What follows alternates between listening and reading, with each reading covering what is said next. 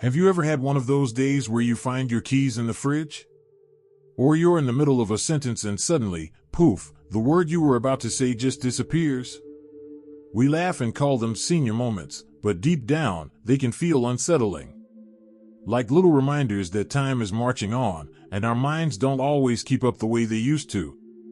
But here's the honest truth, just because we're aging doesn't mean our minds have to slow down. In fact, your brain can stay sharp, focused, and even grow stronger in your 70s, 80s, and beyond. The secret?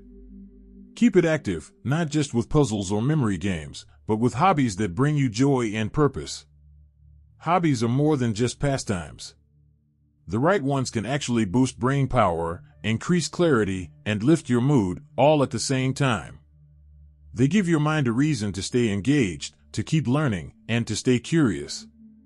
And the best part is, they don't feel like work. They feel like living. So today, we're talking about 6 powerful hobbies that, when practiced consistently, can do wonders for your brain after 70. And the first one, well, you may already be doing it without even realizing how powerful it is: gardening. There's something almost magical about digging your hands into the soil, planting a seed, and watching it grow. But behind the scenes, your brain is working hard. You're planning, remembering watering schedules, making decisions about sunlight and shade. You're observing changes, adjusting based on what you see. That's problem solving, memory, and focus all wrapped up in one peaceful activity. I remember a man named George who started gardening after retiring at 72. He said he'd never even kept a houseplant alive before, but once he started with tomatoes and herbs, he was hooked. He told me, "It gave me something to look forward to every morning. And I don't forget things as much anymore." His doctor even noticed improvements in his overall mood and alertness. Not because George was doing anything complicated, but because he was showing up for something every day. Nurturing something. That gentle engagement is incredibly good for your mind. And it's not just the brain benefits. Gardening can lower stress, get you moving, and give you a sense of accomplishment, especially when you get to enjoy a salad made from your very own harvest. Now, if you're not the green thumb type, don't worry. Another brain-boosting hobby that might surprise you is playing a musical instrument or learning one for the first time. You might be thinking, that ship sailed decades ago. But trust me, your brain doesn't care how old you are when you start. In fact, picking up a new instrument after 70 can be one of the best gifts you give your mind. When you play music, your brain has to process rhythm, melody, movement, memory, and coordination all at once. That's a full mental workout, and it's fun. I met a woman named Teresa at a senior center music circle. She started learning the ukulele at 75. She had never played an instrument in her life. But she said learning the chords, following the beat, and singing along made her feel like she was lighting up from the inside out. She practiced 10 minutes a day, nothing fancy. But over time, her focus improved.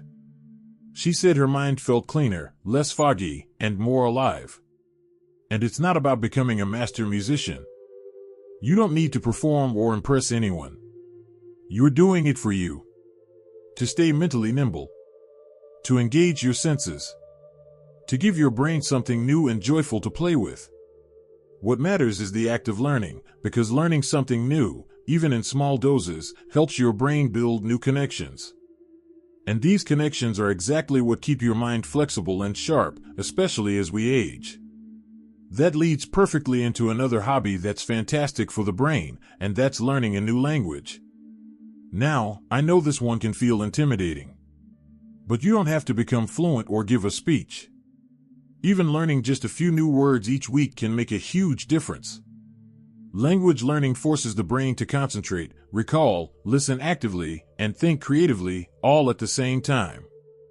And the great part is, it can be fun and lighthearted.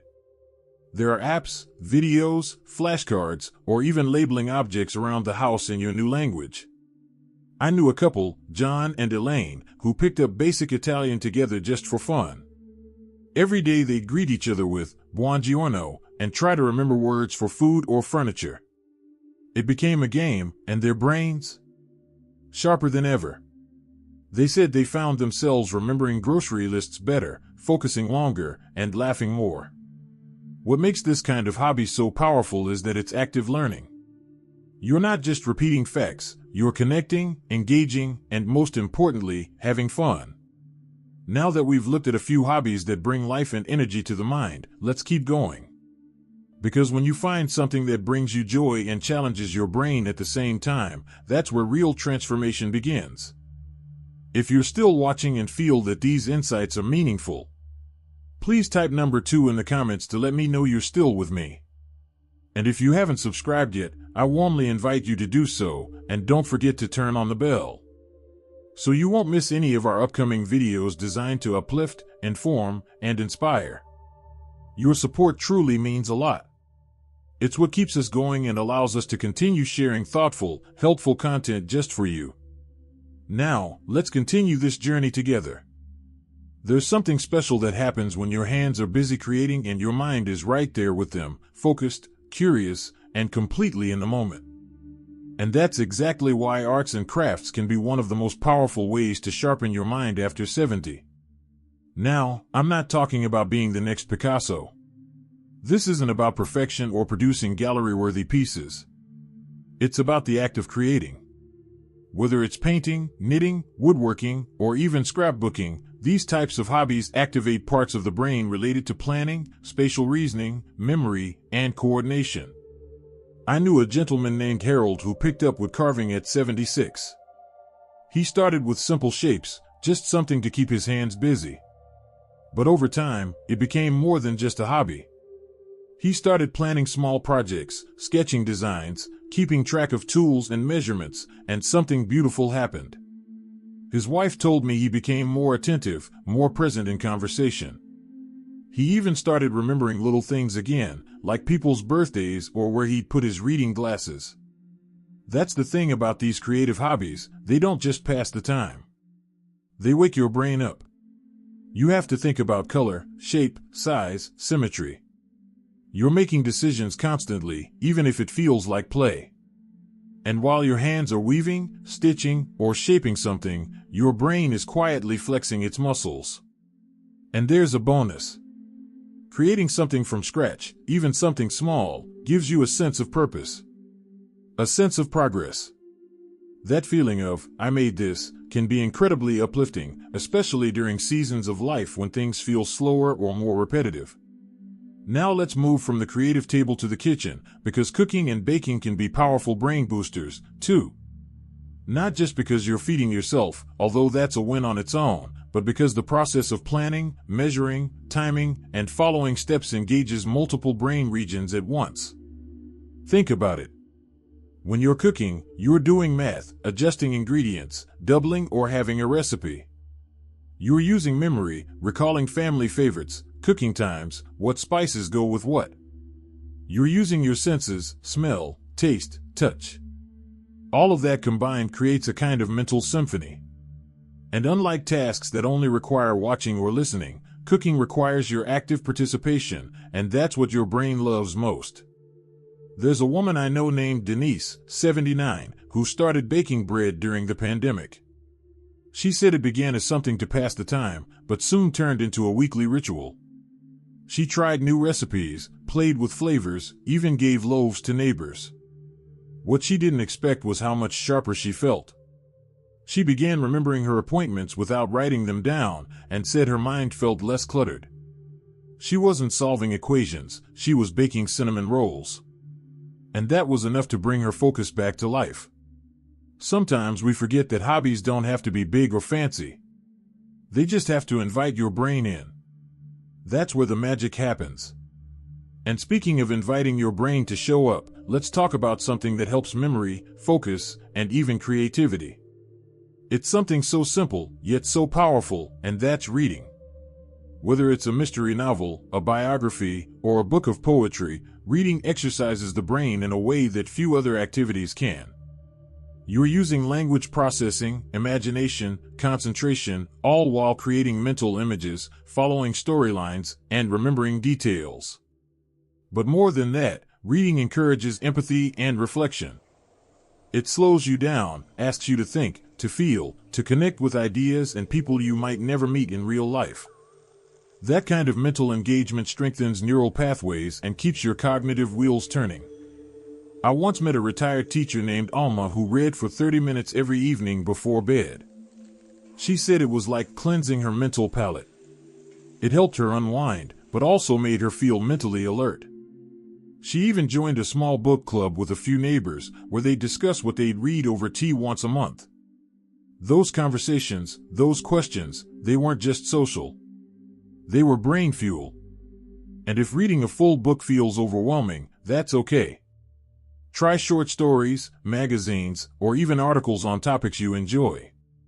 What matters is that you're engaging your mind, not just scrolling through noise, but feeding your brain with something it can chew on.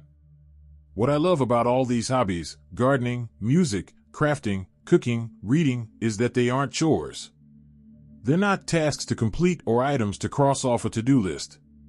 They're invitations. Invitations to stay curious. To keep learning. To enjoy the process, not just the outcome. And when you do that, when you build even a little bit of joy, focus, and creativity into your day, your brain responds. Not overnight. Not with fireworks. But steadily. Like sunlight on a houseplant, it wakes up and begins to stretch again. It's not about avoiding aging. It's about aging actively. Being fully present in your own story. Giving your mind a reason to stay sharp and your spirit something to look forward to. And as we continue, there's one more hobby, one that many people overlook, but might just be the most powerful of all for mental health and brain strength after 70. Of all the hobbies that keep the brain sharp, there's one that often gets overlooked. It doesn't involve tools or instruments or even sitting at a table. But it's something you can do almost anywhere, and it strengthens not just your mind, but your heart and soul too. That hobby is volunteering. Now, some might not even call it a hobby. But if you give your time, your energy, or your presence regularly to help others, whether it's at a library, a school, a food pantry, or simply checking in on neighbors, you are volunteering. And what you're doing for your brain in those moments. It's extraordinary. You see, volunteering combines social interaction, problem solving, physical movement, and emotional engagement, all in one. It gives your brain variety. And variety is exactly what keeps your cognitive skills strong. When you volunteer, you're often making quick decisions, adjusting plans, recalling names, navigating conversations. You're thinking on your feet, but with heart. I met a man named Leo who started delivering meals to homebound seniors after he turned 80. He told me that remembering addresses and routes was like doing puzzles with wheels. But what surprised him most was how clear-headed he started to feel. His days had meaning again. His memory sharpened. His attention span improved. Not because he was training his brain in a lab, but because he was connecting. Contributing. Feeling useful. That sense of purpose is powerful. It wakes us up inside. And when you feel needed, when you know someone's day is better because of something you did, even something small, your whole system lights up, brain included. So whether you're organizing a community garden, helping sort books at the library, or simply sitting with someone who needs company, know this, you're not just giving your time. You're also building a stronger, more resilient mind for yourself. And that really brings us to the heart of the matter. The hobbies we've been talking about, gardening, music, crafts, cooking, reading, volunteering, they're not just about passing the time.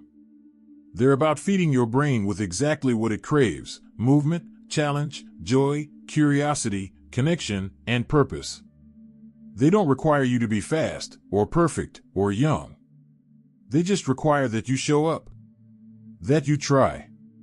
That you make space for something that matters to you. Because here's the thing, your brain is not done yet. Not even close. It's still capable of forming new pathways, making new memories, learning new things. And you don't have to do it all at once. You just have to take one step. Try one hobby. Commit to one small moment a day when you invite your brain to wake up and join you. Even 10 minutes a day can make a difference. 10 minutes playing music. 10 minutes reading. 10 minutes kneading dough or digging in the garden. That's not wasted time. That's brain-building time. That's memory-boosting time. That's life-giving time. And the beauty of all this? You get to choose what brings you joy. You get to create a life that's mentally rich, emotionally full, and uniquely yours, no matter what your birth certificate says. If something in today's video sparked an idea or stirred a memory, I'd love to hear about it.